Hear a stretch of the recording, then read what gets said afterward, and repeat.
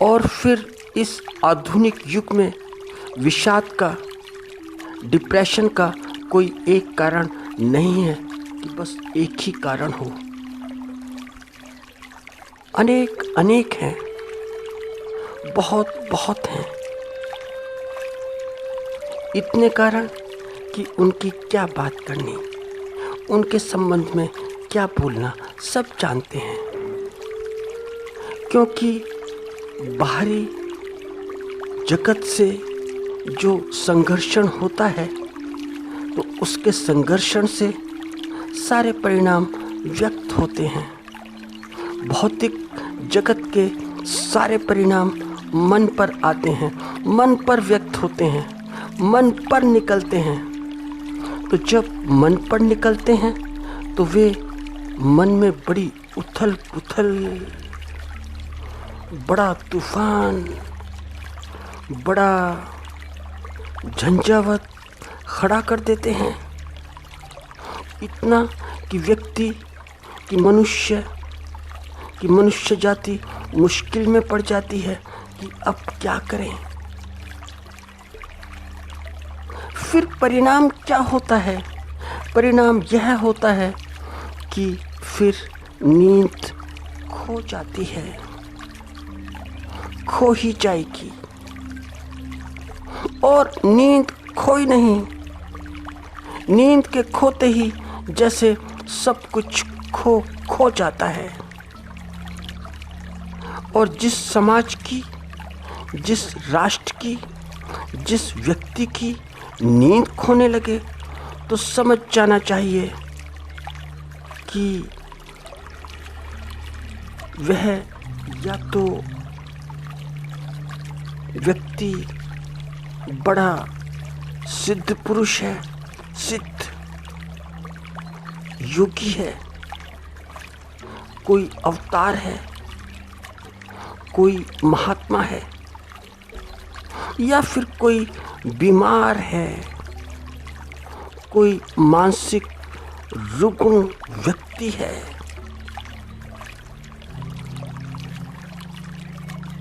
तो दूसरी बात की ज़्यादा संभावना है, पहले की संभावना बड़ी कम है।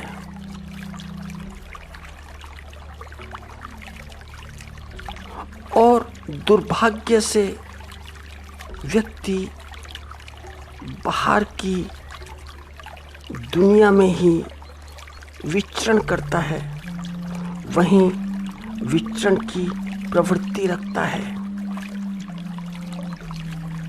उसका अपने अंतर जगत में कोई भी विचरण नहीं है। अपने अंदर वह कहाँ विचरण करता है? बाहर के जगत में जितना विचरण करता है, थोड़ा बहुत 5-10 मिनट का थोड़ा बहुत समय, 10-15 मिनट अपने अंदर भी विचरण नहीं करता। तो ये 10-15 मिनट बड़े कीमती हैं, बड़े कीमती। ये इतने ही कीमती हैं, ऐसे ही कीमती हैं कि जैसे कि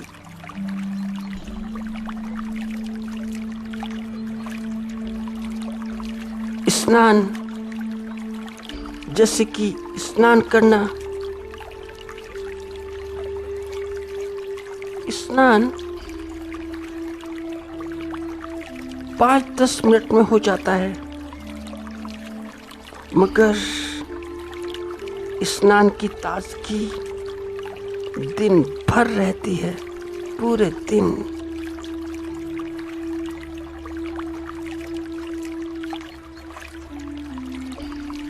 तो क्योंकि अंतर जगत में बैठने का कुछ भी 10 मिनट का भी समय नहीं, 5 मिनट का भी समय नहीं, तो फिर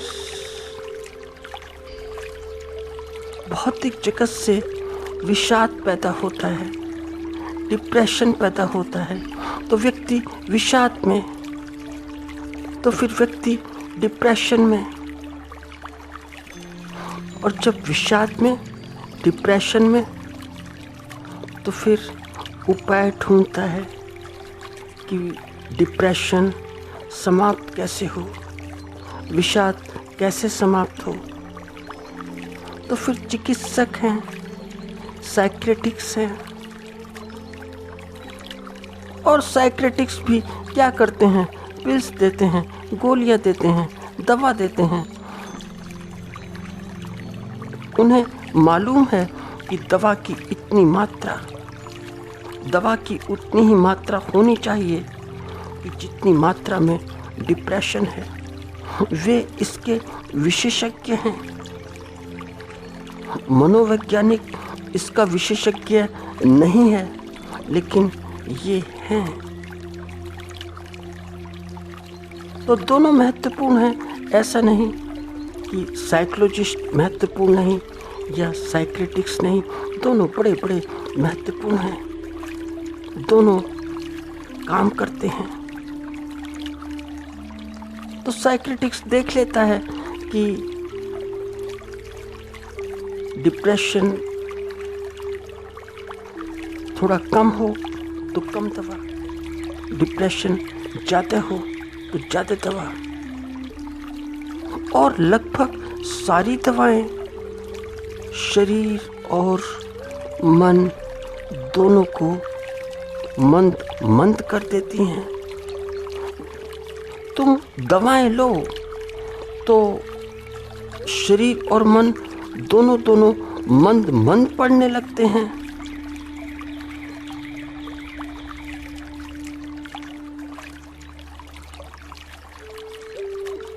तो जैसा डिप्रेशन में होता है, वैसा ही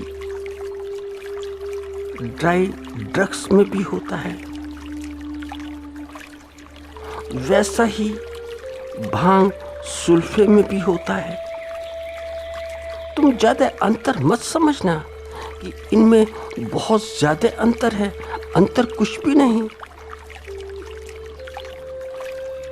क्योंकि इन सब में होता क्या है कि शरीर और मन दोनों शिथिल पड़ जाते हैं, दोनों के दोनों। तो ऐसी शिथिलता स्वभाव की, जो सारी की सारी एक चंचलता होती है, उसको समाप्त कर देती है।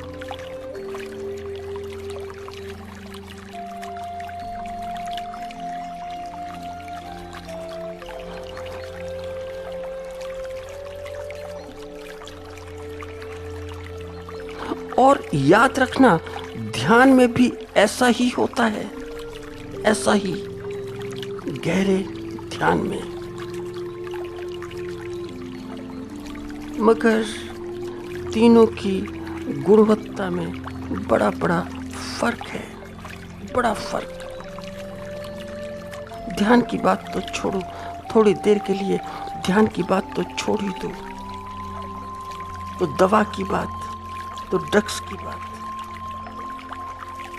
तो यह दवा बाहर की है, ड्रग्स बाहर की है। यह बाह्य कारक है, उससे साधा गया है मन और शरीर को।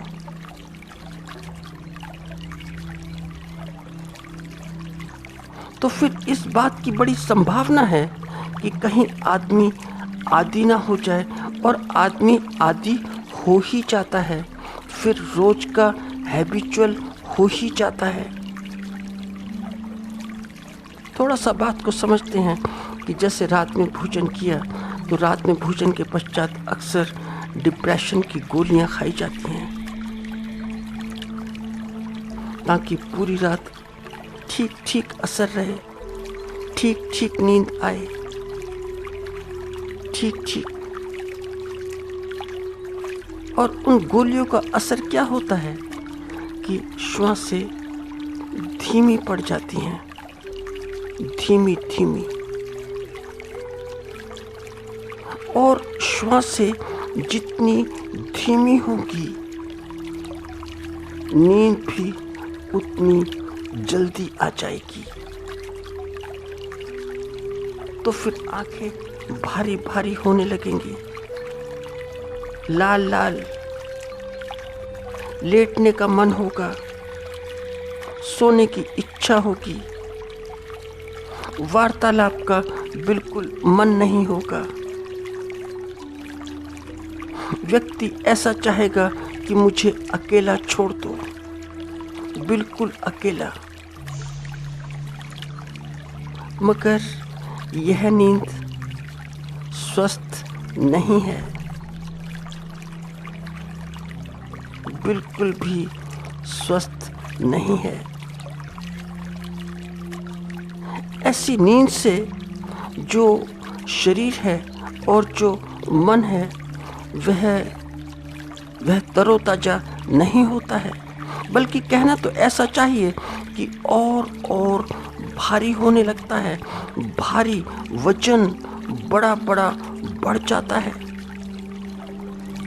तो फिर रात को तो हैवी डोज ली खाना खाने के बाद में, मगर सुबह उठे तो अब क्या करें?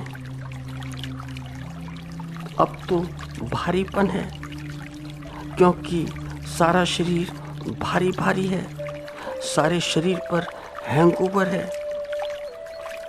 तो फिर दिन में लाइट डोज लो, लेनी तो पड़ेगी ही।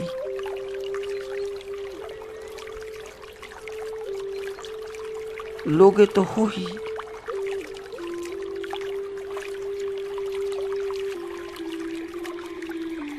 तो नशे की एक चीज नहीं है, बहुत बहुत हैं, सस्ती से सस्ती भी हैं और महंगी से महंगी भी हैं।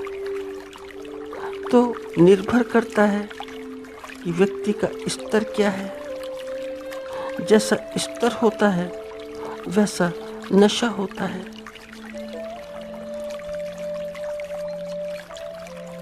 और फिर एक बात और ध्यान रखना कि सांसारिक ही करते हैं ऐसा, सांसारिक, संसार के बाहर के लोग भी ऐसा करते हैं।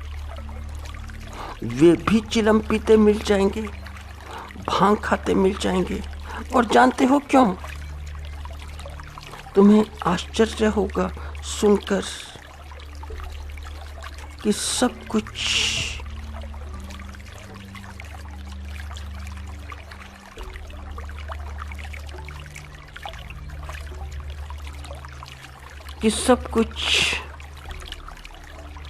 ध्यान जैसा है। सब कुछ याद रखना, ध्यान जैसा, मगर ध्यान नहीं है, ध्यान जैसा है। ध्यान तो बिल्कुल भी नहीं, ध्यान तो बिल्कुल भी मत समझ लेना, ऐसी भूल मत करना। तो होता क्या है कि जो संसार के बाहर के व्यक्ति होते हैं तुम्हें मिल जाएंगे आश्रमों में चिलम पीते हुए। तो चिलम में एक दो दम मारे, दो चार दम, और चिलम का मजा इतना इसलिए है कि पूरा का पूरा धुआं पूरा अंदर चला जाता है, भांग का, सुल्फे का, पत्तियों का, सारा धुआं अंदर गया और फिर व्यक्त हो गया शरीर पर। और कैसे व्यक्त होता है कि फिर आंखें स्थिर हो जाती हैं, और आंखें ऐसी ही स्थिर होती हैं कि जैसे किसी ध्यानी की होती हैं।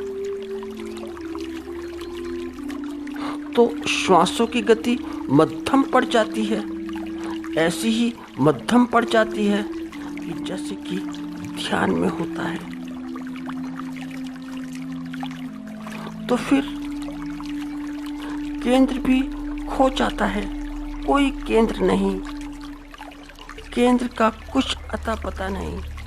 फिर केंद्र बिखर गया, जैसे कि ध्यान में भी कोई केंद्र नहीं होता है, मगर दोनों के बीच फर्क जमीन आसमान का है। ध्यान में ऊर्जा बढ़ती है तो प्रमोदित होती है, बड़ी प्रमोदित होती है, और नशे में ऊर्जा का क्षय ही क्षय होता है। तो ध्यान में ऊर्जा संग्रहित होती है और ड्रग्स में ऊर्जा बिखरती है। तो तुमने देखा कि जो ड्रग एडिक्ट्स होते हैं वे जैसा सोचते हैं वैसा ही सामने सामने देखने भी लगते हैं, और सामने कुछ भी नहीं, कोई भी नहीं, मगर वे देखते हैं तो उन्हें इल्यूजन होता है कि जैसा उन्होंने सोचा वैसा देख लिया। जैसे कि मृग को होता है अपनी कस्तूरी का, जैसे कि रेगिस्तान में होता है पानी का, मगर ध्यान में तो कुछ भी नहीं, कुछ भी नहीं। इल्यूजन की बात तो छोड़ो, ध्यान तो एक खाली दर्पण है, खाली दर्पण, नितांत खाली। वहाँ कोई अक्स नहीं, कोई प्रतिबिंब नहीं, कोई इमेज नहीं, वहाँ तो कुछ भी नहीं।